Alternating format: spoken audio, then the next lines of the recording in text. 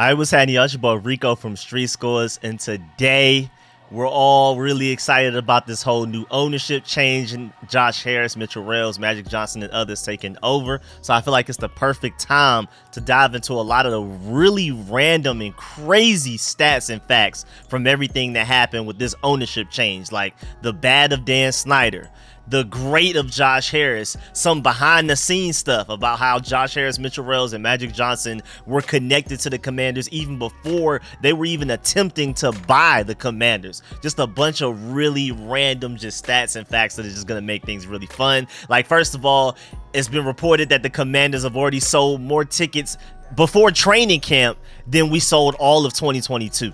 That's huge. Also, are we the most expensive sports franchise in the world or just America? So we got to dive into all of that and more. But before we do, make sure you stiff arm that like button, stiff arm the subscription button, and stiff arm the bell next to that subscription button so you get notification each and every time I release all of these informative and opinionated videos as well. Again, I'm keeping y'all updated on everything training camp, daily training camp updates, and along with that, daily practice clip uploads from all the training camp practices. Also, I'm still working on the film sessions. I definitely want to have all of those done before week one. The next one up is Ricky Stromberg, Gordy Diddy, Emmanuel Forbes, and Quan Martin. And also make sure you stay tuned for all of the random information, anything that's outside of film sessions, outside of major big news, outside of any training camp practice updates. I'm going to try to put all of that in the form of Rico reports, so I'm still coming with those. I'm working on one currently right now that I may come out with tomorrow, so make sure you stay tuned, man. All of the endless content, we're to the point where it's about to be like 2-3 videos a day. Is ridiculous. So without further ado, stay tuned. Let's get it. You tell your family you're gonna be a commander.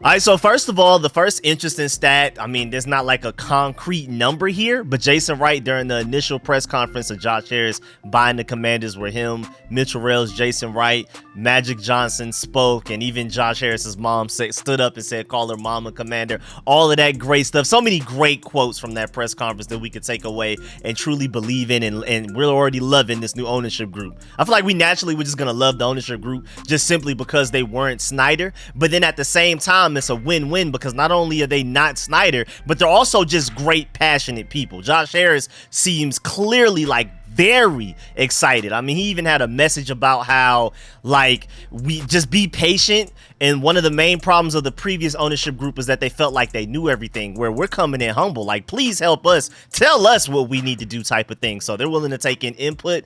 I'm so excited. He genuinely seems like he cares. Him, Magic Johnson, all those guys have pledged for this to be their priorities. But got a little bit off topic. It's just so much excitement and positivity and optimism that I just can't help but go on little rants about the new ownership group. But either way, Jason Wright from that press conference said, quote, week one is trending to be sold out, unquote. So basically go and get your tickets right now. It's not officially sold out yet, but that is crazy that we're like, based on their statistics and how many tickets get sold per day, they are definitely estimated to sell out before that week one game happens. So if you haven't gotten your week one tickets against the Arizona Cardinals and you plan on doing it, you better go ahead right now because the Commanders fans are not playing. It seems like we're finally going to have a home field advantage, which is something we haven't had for years. Y'all know how big that is? There's a reason why teams prefer to play home or away. For us, for the past few years, it hasn't even mattered. And just those small things, those extra false starts and delayed games that our home crowd could create for our team, for the opposing team to end up committing penalty wise and stuff like that. Those are big differences in games. I mean, even just to go back to my Georgia Bulldogs, when we played Tennessee played at Sanford Stadium, and all of those false starts and delayed games that they were getting, that really took a toll on them, and they just never recovered. And that's how we ended up beating them so bad. That's an advantage the Commanders have never had. So we've already talked about a lot of the different margins going from being 8-1 last year, and if anything, the quarterback that we have this year can't be worse than the quarterbacks we had last year. The offensive coordinator we have this year can't be worse than the one we had last year. Our personnel is better on the field. Our personnel is way better off the field. And then on top of all of that, now we'll finally have a home field advantage. Again, there's a reason teams prefer to play home or away. For the Commanders, for the Washington football team, the entire time we were the Washington football team, and even a bunch of years as the Redskins, we haven't had a home field advantage. And that makes a huge difference. That's why teams fight their hardest to get home field advantage in the playoffs. Whereas for us, even if we make the playoffs, it doesn't really matter because the team we're going against is more than likely going to dominate the stadium presence anyway. And we're going to be playing home, but it's going to feel like we're playing away because we're the ones getting the delay of games from the crowd noise and things like that, especially when we play other NFC East teams like the Philly, Dallas, the Giants. It's just dark. So it's great to hear that we're about to sell out week one because I know it's not Cardinals fans. First of all, to travel all the way from Arizona to watch a terrible team all the way on the East Coast in DC, I know it's not them. It's definitely us, and with good reason because of the new ownership and all of that type of stuff. I'm really excited. So again, make sure you go get those tickets if you haven't, if you plan on going, because it's going to get ugly. It's going to get really ugly. And then also there was an update that the Commanders have already exceeded their total ticket and suite revenue sales compared to the entirety of the 22 season. The 2022 season already, before we've even hit training camp, the Commanders have outsold their entire previous season in ticket sales, suite revenue, all of that type of stuff. That is crazy. Now, of course, Dan Snyder was being weird, fixing numbers and stuff like that, but even after the adjusted numbers, with him not trying to hide the numbers so he can steal money from the NFL, which is why he ended up getting fined, even beyond that, we've already outsold our 2022. So it sounds like we will finally, not only just for week one, have some home field advantages, but also have some home field advantages throughout the season at times. I'm not expecting us to just go out there and show out and create an RFK site stadium experience again this season immediately, especially not every home game. But it's just nice to at least have one or a handful of home games where it's more Commanders fans than the other team's fans. And I feel like there's a good chance that depending on how good we are, but at a certain point in the season, we may just continue to have home field advantage for the remainder of the season and so on and so forth for the remainder of our franchise history, hopefully, like any other normal franchise. I don't think other franchises realize, I mean, I feel like they take it for granted that having a home field advantage is a real thing. I'm pretty sure a lot of fan bases don't even think about the fact that you can possibly not have a home field advantage. I mean, I know like LA, a lot of people go out there to watch those games, so they don't necessarily have a true home field advantage and stuff like that. So maybe they understand, but like a Philadelphia Eagles fan has no concept of what it's like to have an Eagles game play in Philadelphia and the team they're going against has more fans than them. They have no concept of that even being possible. And so it feels like almost a miracle to us that we'll finally have that. And to expect that to consistently happen, I mean, you feel like it should be an expectation, but at the very least, I think it's an optimistic hope that we can have some home field advantage a lot this season, beyond, again, just week one. So I'm really excited, man. I think that we're going to end up having a really good season because, again, just the simple little things that add up to make big differences. It's a game of inches, and any little changes add up to be such big things. I mean, home field advantage, new quarterback, new offensive coordinator, so many new things heading into the season that we should be way better. And even more importantly, again, the Cardinals are not going to be good. Honestly, they may replace us as the laughingstock of the NFL, so we should win that game by double digits, and then that should carry some optimism into the rest of the season, but we'll see. So it's being reported that the Washington Commanders have already achieved a pretty remarkable feat before even starting their training camp for the upcoming season, according to data provided by the Commanders. So the Commanders put this out there. They wanted you to know this. The franchise has already exceeded their total revenue from ticket and suite sales compared to the entirety of 2022. We're only in the month of July.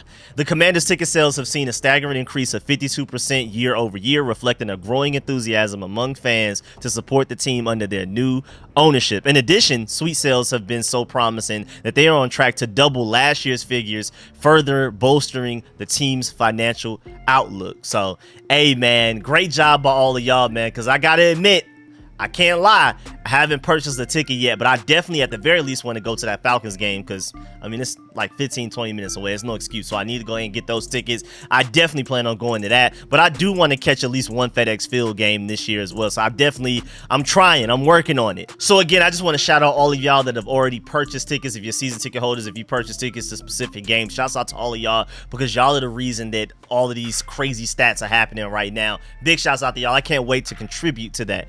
Now moving on, also Also, the estimated NFL franchise purchase prices, the most expensive sales of NFL franchises in the history of the NFL. Of course, we're number one with $6.05 billion. But what's interesting is who's number two in the gap between us and them. Number two are the Denver Broncos that sold recently for $4.65 billion, almost a whole $1.4 billion less. And then Carolina's third with $2.275 billion. Remember, that whole thing happened like right before Ron Rivera got fired, so that was a few years ago. Buffalo's fourth with $1.4 billion. Cleveland's fifth with $1.05 billion. Miami is sixth with an even $1 billion. And then after that, Jacksonville, Houston, New York Jets, all of that going all the way down are all under $1 billion. And then, of course, the Green Bay Packers, technically they've never been sold. They're owned by the fan base, so they have like an interesting situation going on over there. It's just crazy though. The Chicago Bears were purchased for $100 million way back, and they just haven't been sold again since. So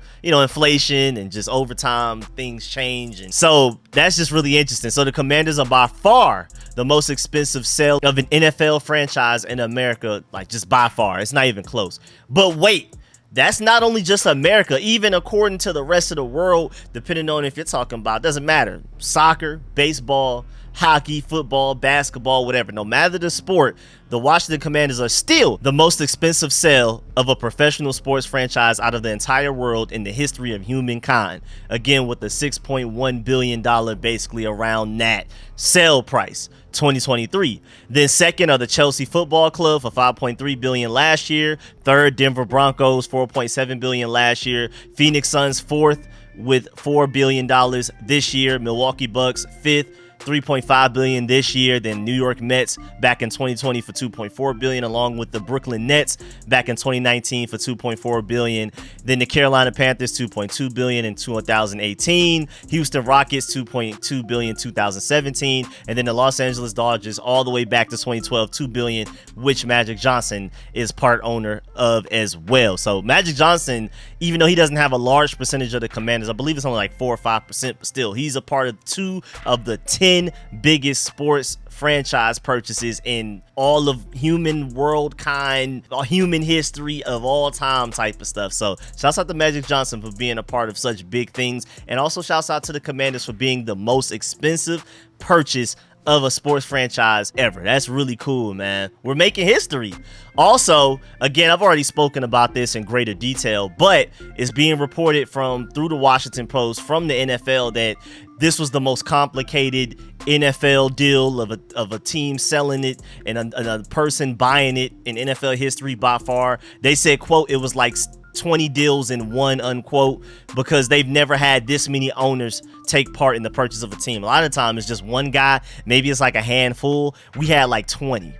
Again, you have Josh Harris, who owns the biggest piece, but not even the majority. Mitchell Rales, Magic Johnson have their small pieces. And then there are people out there, like 17 other people who have even smaller pieces. So this was an unprecedented thing. The NFL didn't even exactly know how to go about this. That's why they weren't so transparent, because they didn't even know. They were kind of just going along for the ride and making stuff up as they went along. And now after we trailblazed everything, now they're like, okay, we have a nice blueprint. If somebody else wants to do a weird deal like this where they involve this many owners into it, now we know exactly what to do, how to do it, what's a good timeline, what's the check marks, what we need to check for in all of the lawyers, all that type of stuff, the business language, all of that type of stuff, legal stuff. So shouts out to the Commanders for making history that way as well, for changing the NFL for the better, because again, if anybody else ever wants to come in with that many owners again, the NFL is way better prepared for that and should be able to get through it way easier and quicker than they were. Also, speaking of Josh Harris and some really interesting things, Commanders' new owner Josh Harris bought over 1,000 celebratory beers for fans after purchasing the team. We had the whole press conference and initial press conference and the thing at FedEx Field on Friday, but then also the day before, Thursday, once he officially got voted by the NFL owners that he would become the new owner of the Washington Commanders, when fans had like a pep rally and everything, he bought beers for everybody. Literally just was like, beers free on me for everybody. That's so cool. It was over 1,000 beers and stuff like that. That's really nice. And then speaking of numbers, going from Josh Harris to Dan Snyder, ever since Dan Snyder became my owner in 1999, again, all I know is Daniel Snyder. So this is going to be really weird to me, because my whole time of being a Commanders fan, Dan Snyder has been the owner of the Commanders for me. We went 164 wins, 220 losses, and 2 ties. That is just crazy, man. That is really bad, really bad. And again, like I spoke about a few videos ago in a Rico report, we are also the team with the longest streak since having 11 plus wins. You got to go all the way back to our 1991 season since the last time we had 11 wins. And I think Jacksonville was second with the longest dry spell of 11 plus wins, and I think theirs was 2007. It's Jaguars 2007, everybody else is more recent, and then you have us 1991. That is absolutely terrible. Now, 7, 8 of those years aren't Dan Snyder's fault, but the other 20 something for sure are. Guaranteed are. It's just ridiculous. I mean, Jay Gruden even came out and said that y'all already knew that Dan Snyder was calling in picks from his yacht, like the Dwayne Haskins pick and stuff like that. He would literally force the head coach, the GM, everybody, Kyle Smith and all of those guys to make the pick that he wants and not what they feel like is the best pick. And then Jay Gruden came out and said a few days ago that Dan Snyder didn't even attempt to watch film. He didn't watch highlights. He didn't watch nothing. If he just liked the way a player looked, liked his name, Dwayne Haskins it was like a relationship thing because Dwayne Haskins, I believe, went to high school with Dan Snyder's son and something like that. Something crazy, and that's the way that we were making picks in the draft. So that's just insane. That's already wild. But also, with us being so terrible and having to deal with Dan Snyder for so long, a really interesting stat, according to Barstool Sportsbook, the Washington fans, the Burgundy and Gold fans, data shows, have been the most loyal fan base in the NFL, having the highest attendance during their worst season. So if you're basing it on which team had the highest attendance during their worst season in a very long time, I don't know what span of years, we're technically the most loyal fan base, to where no matter how bad our team is, we still go to the games. And it's not even just on the field wise. It's Dan Snyder more than anything else. I know most people were boycotting the Washington football team, the Commanders, the Redskins, because of Dan Snyder, not even just because of the losing. Now, Dan Snyder was one of the biggest reasons why we were losing, but he wasn't all of the reasons. And just the fact that he's gone alone is going to bring his fan base back. And like we've already talked about with a lot of the statistics and tickets already being sold and stuff like that, we can already see that happening. But that's really interesting that through their deep research, Barstool Sportsbook has declared the Washington Commanders is the most loyal fan base. But the way that they judge it and the way they break that down and the metrics that they use is based on when the team was at their worst, how much did the fans still care and go to the games and things like that. And we were the best at that. When our team was at our lowest, we were the fan base that still cared the most out of any other team when their teams were at their lowest. That's really interesting. Also, to be really petty, remember the Commanders got sold for $6.05 billion, but Dan Snyder got fined $60 million. Remember, his asking price was at minimum $6 billion for the team to be sold, but ultimately he ended up only getting $5.99 billion net because of the fine. So, hey man, just to be really petty, just one last kick to the face to Dan Snyder, man. Even though he got off really easy for a $60 million fine, it should have been way more than that. Still, the fact that he was saying, like, first of all, I'm not going to change the name, then I'm not going to sell the team, and then it became, well, if I'm going to sell the team, it's going to be for at least $6 billion, and ultimately, he only ended up getting $5.99 billion when you add in the fine. I love that. That's just like a level of petty that I had to point out. Also, this man, Josh Harris, is not playing. He's already making moves. Also, Darryl Green said that Josh Harris personally called him a couple of days ago, immediately after buying the team. And that's really cool, man. You can tell Josh Harris really cares. The fact that he had all of those Commanders, Redskins, Washington football team, Burgundy and Gold legends there, along with Jonathan Allen and Terry McLaurin as the faces of the franchise. Everybody was there for the initial press conference. That was really cool, man. And to see Terry McLaurin shaking Magic Johnson's hand, that's almost like a dream come true. And then also, people have noticed that FedEx Field already has a lot more railings in the stadium. So he's already like making moves, putting money into this now. He's already said, be patient. Don't expect like huge 180 level changes to where like a whole new stadium experience and a whole new stadium being built already and stuff like that. Be patient. But anything that he has in his power and his control, he's going to change immediately, or at the very least get on it as soon as possible. And he's already making changes such as more rails. Like when you're going up and down the steps in FedEx Stadium, FedEx Field and stuff like that, there's more rails for you to grab onto to potentially not fall and stuff like that. That's really cool. Just random little stuff like that. I'm telling you, they're going to care about the little things, the minute details that add up to be big things for the fan base, the players, the coaching staff, all of the guys that matter the most. So I'm really excited. And now just to do a little background history on the connections that a lot of these owners have to the Commanders, most notably Josh Harris, Mitchell Rales, and Magic Johnson. So starting with Mitchell Rales, when he went up to the podium, he said, quote, "This is incredibly humbling. I mean, I wish my parents were here to see this day. They moved me to Washington when I was 10 years old. Unfortunately, I gave up the Steelers for the then Redskins. I got on a bus at Friendship Heights with my 3 brothers, and we made our way down to RFK. We never missed a game. So to see the legend standing here in front of me now, the people that I aspired to be like as I was growing up, it's just unbelievable." So there's that connection with Mitchell Rales, where he's technically from like Pennsylvania, I guess, or somewhere. But then when he moved to the DMV and he became a Redskins fan, and then he just never missed a game. He went to every RFK Stadium game he could. So there goes the passion right there. The guy with the second most ownership in the now sold Commanders to the Josh Harris group, and I like to call him Hog. I saw that somewhere on Twitter. Shouts out to whoever came up with that, because Hog is Harris ownership group. So I feel like that's really cool that we're still the Hogs in a way. But man, Mitchell Rales, the second largest percentage owner in the sale of the Commanders to the Josh Harris group, the Hogs, is a very passionate Commanders, Redskins, Washington football team fan, and that's why. Also, fun fact, Mitchell Rales was at Super Bowl 26 in Minneapolis, where Washington defeated Buffalo 37-24. It was the first Super Bowl that he attended. Also, roughly 31 years later, he returned to Minneapolis to officially become the owner of the now Burgundy and Gold Commanders. So it's basically a full circle, and that's the exact quote that he said. It's a full circle. So that's really interesting. The first Super Bowl he ever went to was Minneapolis, and then he buys his favorite team, like becomes one of the owners of it in the same city in Minneapolis where the vote takes place. And then Josh Harris had a great quote about his connection to the franchise. He said, quote, "As a kid who grew up in Chevy Chase, Maryland, I've been a fan of this team for as long as I can remember. One of my favorite memories was walking down East Capitol Street with the rest of the fans going into RFK Stadium. We didn't make the 20-year waiting list, so we didn't have season tickets. It was literally a 20-year waiting list, and that is crazy." Just to break away from the quote, the fact that at one point in time, the Burgundy and Gold had a 20-year waiting list for the season tickets, and right now, I mean, before this season, we couldn't even give those things away for free, basically.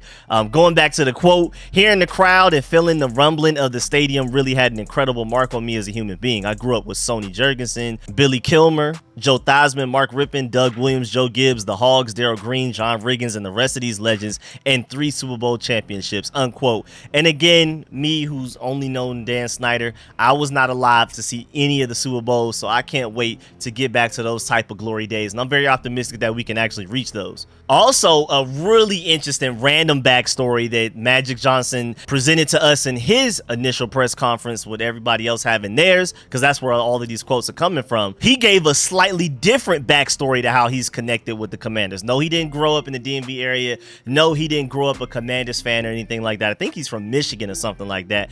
But he said, quote, "Jack Kent Cooke had to make the deal with me to sell the then Lakers to Dr. Buss to buy the Washington Redskins." And he said, "Isn't that something? I'm supposed to be here and be a part of this incredible franchise. And I will say this, we've been meeting and we're ready for the challenge. We want to take all of the headaches away from the players and coaches. We want them to concentrate on being great football players and winning games and just coaching games. We want to make it easy for them," unquote. And I continued to read that quote even beyond the Jack Kent Cooke story, because that's just a great quote, and I really hope they follow through with that, because they want to do everything they can on their end to where the coaches can just focus on coaching, the players can just focus on being players and performing on the field, and then they'll handle everything else. And that sounds beautiful, because man, again, one of those things that other fan bases and other organizations in the NFL, or just a lot of sports franchises period, just take for granted. Like, they're used to their ownership group handling everything off the field in a mature and professional way. We're not. So it just feels like a dream come true to finally get something that other sports franchises have been had that they take for granted and basically see as like a normal, oh wait, y'all haven't had that this entire time type of thing. So it's just really crazy how everything just feels to us Commanders fans. We're just so happy to get something that everybody else considers normal. But again, going back to Magic Johnson's Jack Kent Cooke story about how, like, with his contract that he had with the Lakers, that they had to make a deal with him so that Jack Kent Cooke could sell the Lakers to Dr. Butt so he can go ahead and buy the Washington Redskins, and Magic Johnson was involved in that. That's really cool. And then lastly, before we get up out of here, Josh Harris and his ownership team also wrote an open letter to the Commanders fans in today's Washington Post, only it wasn't on a back page or anything. It was a separate wrap around the entire paper. I mean, they took up a lot of it and they made a lot of really interesting pledges. One of my favorite parts from it is that, again, like I talked about earlier briefly, is that there is no assumption of like any type of blind trust. He pointed out that the previous owners constantly said that they knew